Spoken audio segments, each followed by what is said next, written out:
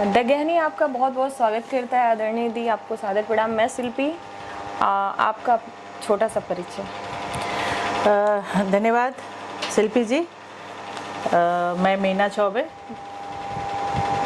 Bharatiya Janata party में उत्तर प्रदेश के प्रदेश मंत्री के दायित्व पर हूँ और समाज सेक्टर में, सामाजिक जीवन में विभिन्न दायित्वों पर रहते हुए समाज जीवन में काम भी करती हूँ, संगठन की दृष्टि से भी। पूर्व में वुमेन कमीशन में भी रही हूँ। ऐसा एक छोटा सा मेरा परिचय है जी। राइटअप भी करती हूँ। स्वच्छ भारत मिशन और शौचालय निर्माण की आवश्यकता क्यों पड़ी? बड़ा अच्छा आज शिल्पी जी आपने क्वेश्चन एक ये लेके आई हैं।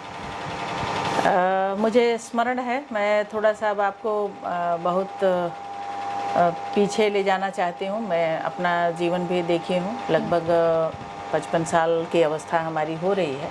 ग्रामीण जीवन को भी मैंने बहुत अच्छे से संजीदगी से जिया भी है। शहर का भी जीवन मैं देख रही हूँ लगातार। तो मुझे स्मरण है, बहुत पहले की भी बातें स्मरण है, जब गांव की बेटी बहन को अपने दैनिक क्रिया के लिए घरों में चूँकि ये व्यवस्था नहीं होती है, न किसी सरकारों ने ऐसी चिंता की कि बहनों को इस तरह की असुविधा होती है, तो उन्हें खेतों में जाना पड़ता था। और खेतों में जाना कितना दुष्कर होता है, इस जीवन को जी करके मैंने महसूस किया जी। मैंने देखा कि द्वाबा क्षेत्र था मेरा। मैं अपने गांव का ही उदाहरण के साथ आपको एक बार ले करके बताऊंगी।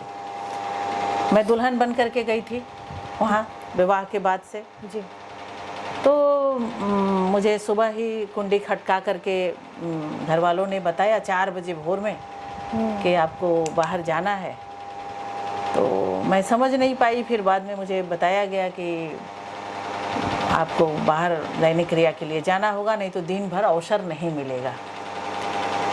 तो दिन भर अवसर न मिलना, मैं गई, ऐसा कुछ संभव नहीं हो पाया। फिर मैं ऐसा कई दिनों तक चलता रहा, मैं अस्वस्थ होने लगी। फिर मुझे मायके आना पड़ा। तो ये कितना दुष्कर अवस्था होता है कि किसी स्त्री को शौच की अवस्था हो और उस अवस्था में उसको दिन भर का इंतज़ार करना पड़ता है। अगर किसी न किसी कारण से वो भोर में नहीं जा पाई तो वो पूरा दिन उसको उस अवस्था में कठिनाई पूर्वक घर में रहना और फिर रात होने का इंतज़ार करना, ये बहुत ही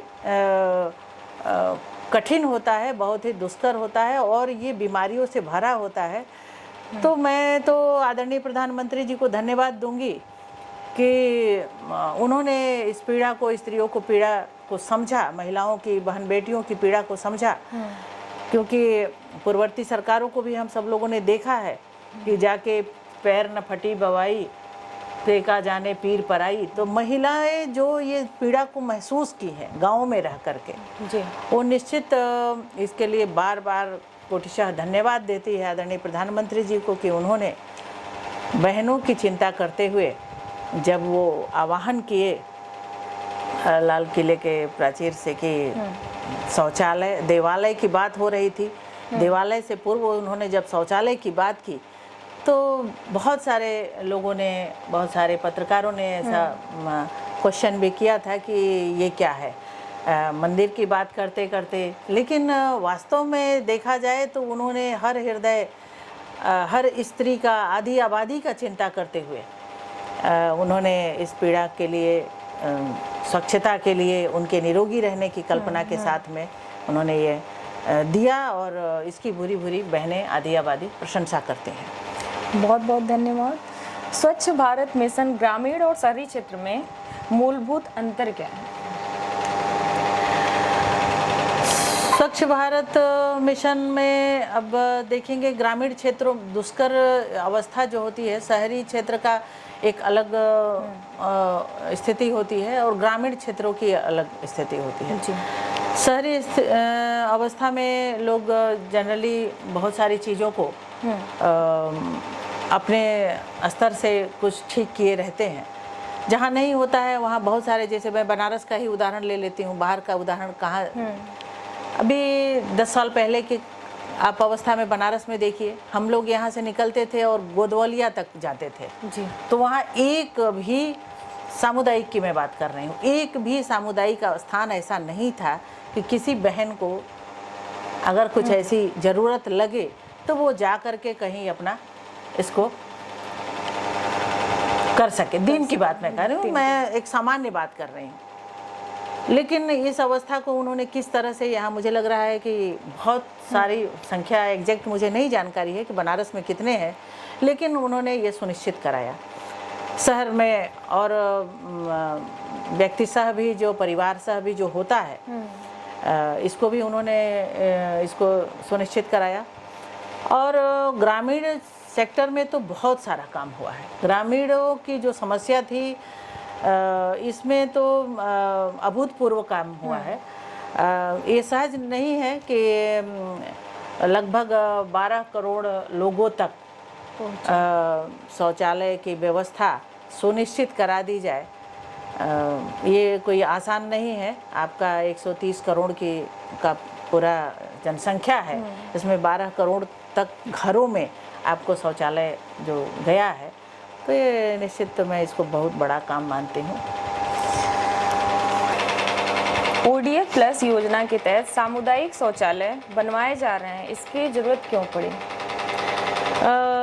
जहाँ तक ग्राम पंचायतों में या जहाँ ज़मीनें उपलब्ध नहीं हो पाई थी, जैसा कि आवास बन रहा है, आवासों के लिए दिया गया, लेकिन उसके साथ में उनके समुचित उनके यहाँ प्रॉपर ज़मीन नहीं है, तो उसको जो है ग्राम पंचायतों का जो ज़मीन है वहाँ पर ODF के रूप में, ODF प्लस के रूप में उसको उपलब्ध करा करके। और जहाँ तक मुझे संज्ञान में है कि वहाँ का निगरानी देखभाल शायद स्वयं सहायता समूह की बहनें ही करती हैं, उसमें कुछ काम में रहती भी हैं, उनको इस तरह से कुछ रोज़गार वगैरह भी मिलता है। मुझे मेरे ध्यान में है, जैसा मैं मनीष जी को मैं एक बार इसको करेक्ट भी करना चाहती हूँ कि शायद ऐसा है कुछ कि वहाँ महिलाएं शायद वर्क भी करती हैं, स्वच्छता में भी कुछ रखा जाता है। मैं बहुत इसमें स्पष्ट नहीं हूँ, लेकिन कुछ बहनों ने ऐसा बताया था कि स्वयं सहायता समूह की कुछ बहनें वहाँ पर कार्यरत भी हैं। तो ये चीज़ें मुझे मेरे ऐसा संज्ञान में आया था, लेकिन एक बार आप लोग भी इसको क्वेरी कर लीजिएगा कि क्या है, इसको किस तरह से ठीक किया है। मैं बहुत इसमें करेक्ट नहीं हूँ, लेकिन ठीक है। सामुदायिक शौचालय में मासिक धर्म स्वच्छता प्रबंधन के उचित प्रयास क्यों नहीं किए गए? जहाँ तक मेरे संज्ञान में है कि सामुदायिक शौचालयों में डस्टबिन वगैरह की व्यवस्था होती है और स्वच्छता का भी ख्याल रखा जाता है, जो हमारे संज्ञान में है, जो मैंने देखा है। कई जगह अक्सर रास्ते में जाना भी होता है, हम लोग सामुदायिक शौचालयों का प्रयोग भी करते हैं, तो वहाँ निश्चित रूप से मैंने ऐसा पाया है कि प्रॉपरली डस्टबिन वगैरह की व्यवस्था भी रहती है और स्वच्छता का भी पूरा ख्याल रखा जाता है। तो ये बहुत कहना समीचीन नहीं है कि ऐसा नहीं होता है। जैसे सैनिटरी पैड, टिश्यूज, नहीं, वो सब व्यवस्थाएं जहाँ पर उपलब्धता है वहाँ पर रहती है। भारत के कई राज्यों में पीरियड हट या कुर्मा घर की प्रथा है। ऐसी स्थिति में जहाँ महिलाओं को गांव से बाहर रखा जाता है, वहाँ शौचालय की क्या व्यवस्था है?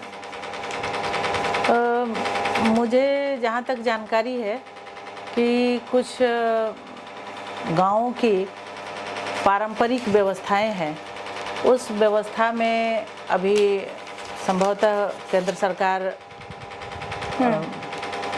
बाहर के लोगों के साथ मिल करके और इसको सुनिश्चित करने का काम कर रही है कि महिलाओं के लिए अगर कुछ ऐसी पारंपरिक व्यवस्था में कहीं का गांव, सांस्कृतिक व्यवस्था में अगर कहीं है, तो इसको जोड़ करके किस तरह से ठीक कर सकते हैं, उसको व्यवस्थित कर सकते हैं।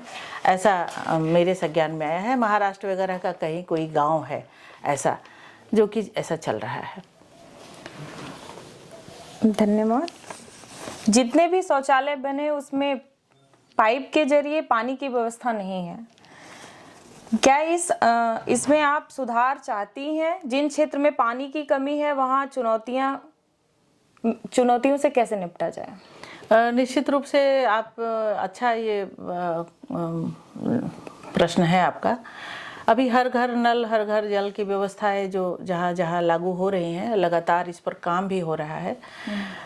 लेकिन बहुत जगह पर पानी की व्यवस्था है, लेकिन जहाँ नहीं है वहाँ पर इस पर सरकार काम भी कर रही है।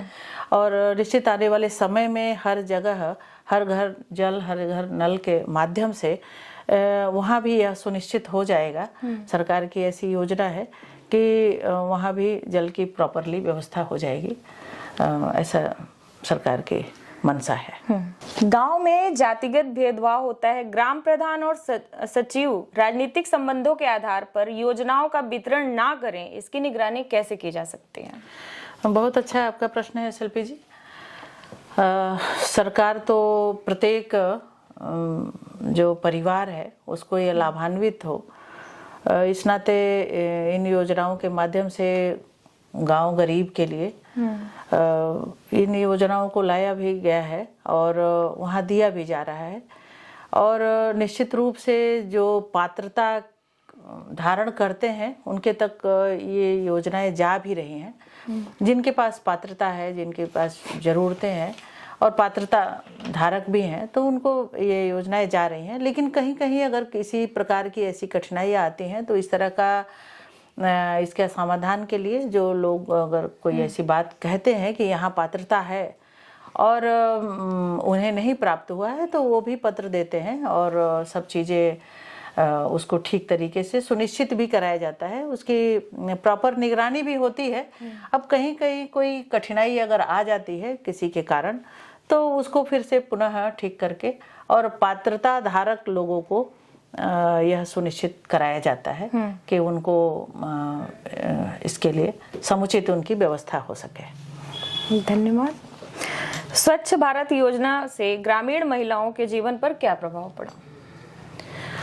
बहुत स्वच्छ भारत मिशन से तो बहुत ही अच्छा प्रभाव पड़ा है। महिलाएं ही इससे ज़्यादा पीड़ित होती थी, क्योंकि उन लोगों के कष्ट का कोई जिसकी गणना की जाए वो नहीं था। बहुत कठिनाइयाँ थी महिलाओं के लिए। स्वच्छ भारत मिशन से एक तो स्वच्छता के आधार पर जो भी काम हुए हैं, उसके साथ में अगर इन शौचालयों की बात कर सकते हैं जिसको इज्जत घर का नाम दिया गया है, तो उसके माध्यम से भी बहनों में बहुत पॉजिटिविटी आई है। बहनें सहज रूप से इस काम को कर भी रही हैं और सरकार उन लोगों तक ये पहुंचाने का भी काम कर रही है और बहनों का जीवन सहज हो गया है। सहज इसलिए मैं बोल रही हूँ क्योंकि जिन बहनों को बाहर खेतों में जाना पड़ता था और जब गाड़ियाँ गुजरती थी, मैं तो इन सब चीज़ की गवाह रही हूँ, गाड़ियाँ गुजरती थी तो बहनों को बेटियों को सड़कों पर फिर खड़े हो जाना पड़ता था। जैसे गाड़ियाँ गुजरती थी तो फिर खेतों पर, सड़कों के किनारे, खेतों में, तो उनको किसी के पश्चात पर, तो वो अवस्था इतनी दुष्कर अवस्था होती थी। अब वो एक सुनिश्चित करना, ये ठीक तरीके से किसी के आवास में सुलभ सहज रूप से मिल जाना, तो उनकी कठिनाइयाँ तो स्वतः इसका शमन हो चुका है और इससे बीमारियों का भी निदान हो गया है। एक दूसरी बात है कि उनकी सुरक्षा भी सुनिश्चित हो गई है। जो बहनें खेतों में जाती थी, बहन बेटियां जाती थी, महिलाएं जाती थी, उनके साथ बहुत सारे अपराध होते थे खेतों में, वो चीज़ें भी बहुत कमतर हो गई है। क्योंकि उसको अब आप ये देख सकती हैं कि वो अपने घरों में ही इसका जो समुचित व्यवस्था है उनका, तो बाहर उनको जाना नहीं पड़ता है इस काम के लिए। तो यह भी एक बहुत अच्छा हो गया। एक बीमारियों से निदान भी हो गया है उनको, तो बीमारियां भी नहीं हो रही है सही समय पर इसका निष्पादन होने से। तो बहुत महिलाओं को, आधी आबादी को इस योजना से बहुत लाभ मिला है। निश्चित रूप से मेरा ऐसा मानना है और गांव में प्रवास के दौरान हम सब लोग देखते हैं, जानकारियां भी प्राप्त करते हैं कि लोगों के दिनचर्या में बहुत परिवर्तन आया है। जिन लोगों के पास यह उपलब्धता नहीं थी शौचालयों की उपलब्धता नहीं थी, इज्जत घर का उपलब्धता नहीं थी, वो तो असहज जीवन जीते ही थे। लेकिन जिनके पास अब उपलब्धता है, वहाँ पर निश्चित रूप से इसका लाभ भी ले रहे हैं। कहीं कहीं अब जैसा कि आप अभी चर्चा में आ रहा था कि कहीं कहीं लोग जो है इन चीज़ों को ठीक तरीके से समझ नहीं पा रहे हैं। लेकिन मुझे ऐसा लगता है कि लोगों के दिनचर्या में निश्चित रूप से एक अच्छा इसका प्रभाव आया है। जीवन शैली जो है वो ठीक है इसका। और अब जैसा कि अभी मनीष जी ने चर्चा किया, बताया, आपने इस क्वेश्चन को नहीं किया, लेकिन मनीष जी ने ये बताया कि कहीं कहीं कोई कठिनाइयाँ हैं, लोग उसको अपने बिहेवियर में नहीं परिवर्तन किए हैं। कुछ एक लोग, मुट्ठी भर लोग हो सकते हैं, मैं मान सकती हूँ गांव में, कि जहाँ शौचालय बने हैं और वहाँ पर कोई और उपयोग कर रहे हैं, किसी प्रकार का उपयोग कर रहे हैं। तो ऐसा अपने संज्ञान में जितने लाभार्थी हैं, अभी ऐसा कुछ मेरे ध्यान में नहीं आया है, लेकिन निश्चित आप लोगों का अगर कुछ ऐसा आया है तो इसके लिए जन जागृति की ज़रूरत है कि गांव की बहनों की, आधी आबादी की ज़रूरत है, जहां पर वो स्वयं इस ज़रूरत को अपने परिवारों से, इस अधिकार को मांग लें, छीन लें। क्योंकि व्यवस्थाएं तो सरकार ने दी है, तो व्यवस्थाओं को किस तरह से अवेल करना है, उसको कैसे उसका लाभ लेना है, महिलाएं अपने अधिकारों को जाने, समझें और उसको ठीक उसी प्रकार से सुनिश्चित कराएं, ऐसा मानना है। और सामाजिक जागृतियाँ भी, जो समाज क्षेत्र में काम करते हैं लोग, वो भी बहनों के बीच में बैठना, जाना और उनको इसकी उपादेयता, इसका लाभ किस तरह से मिल सकता है, स्वास्थ्य के दृष्टिकोण से हो या विभिन्न दृष्टिकोण से आप देख सकते हैं, इसकी जागृति भी ज़रूरत है। लेकिन मेरा ऐसा मानना है कि इसमें जो परिवार लाभार्थी हुए हैं, वहाँ की आधी आबादी को सचेष्ट होना चाहिए, बहन बेटी माँओं को सचेष्ट होना चाहिए और अपने इस अधिकार को, जो सरकार द्वारा प्रदत्त है, शौचालय मिला है, इज्जत घर उन्हें मिला है, इज्जत के साथ में अपने दैनिक क्रिया को करने के लिए, इसको अपने परिवार से इस अधिकार को ले करके समुचित व्यवस्था कराने के लिए इस पर परिवार में आग्रह या कड़ाई जो भी प्रयोग कर सकती है उसको करके कराना चाहिए, ऐसा मेरा मानना है। धन्यवाद। शौचालय और स्वच्छता को लेकर भविष्य की क्या योजनाएं हैं? देखिए शिल्पी जी, शौचालय, स्वच्छता, राष्ट्रीय स्वच्छता मिशन, ये सब चीज़ें जो आप देख रही हैं, देश के प्रधानमंत्री जब प्रथम बार आते हैं और स्वच्छता को लेकर के उनका जो विज़न है, उसको आप भी देख रही होंगी कि किस तरह से उन्होंने एक संदेश दिया कि स्वच्छता की जब भी ज़रूरत पड़े तो हमें भी अपने हाथों से झाड़ू उठाने से परहेज नहीं करना चाहिए। इसके लिए हमें कहीं डिपेंडेंसी नहीं होनी चाहिए कि हमारा काम कोई करेगा। तो स्वच्छता में मुझे स्वयं जागृत रहना है। जैसे अभी मैं एक जगह मेरा जाना हुआ था, तो वहाँ पर कुछ लोगों ने जलपान किया। देश के प्रधानमंत्री जी जब कोई चीज़ को लेते हैं और उस रैपर को अपने जेब में रखते हैं, तो जेब में रखने का जब संदेश आप देख सकते हैं, तो इसको पालन करने का भी संदेश हमें ग्रहण करना चाहिए कि हम कहीं यत्र तत्र जहाँ तहाँ गंदगी न फैलाए, कूड़े न फैलाएं, उसको समुचित जगह पर जहाँ निस्तारण करना है वहाँ कराए। इसी तरह से शौचालयों की जो व्यवस्था दी गई है परिवारों में या सामुदायिक केंद्रों पर, उसको ठीक तरह से सुनिश्चित कराया जाए और इसमें पूर्ण रूप से सबको जागरूक रखें। जो प्रधानमंत्री जी का जो जिसको दृष्टि हम लोग कह सकते हैं, जो उन्होंने जो आह्वान किया कि सबका साथ, सबका विकास, सबका विश्वास और सबका प्रयास, यह सबका प्रयास जो शब्द है, वह सबका प्रयास से ही हम एक भारत श्रेष्ठ भारत और नए भारत के निर्माण की तरफ आगे बढ़ सकते हैं।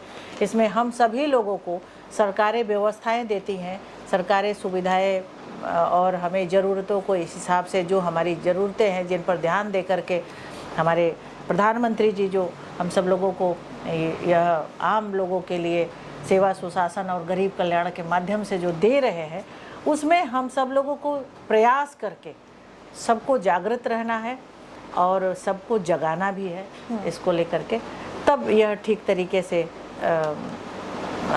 सुचारू ढंग से चल भी पाएगा और इसका हम लोग लाभ भी प्राप्त कर सकते हैं।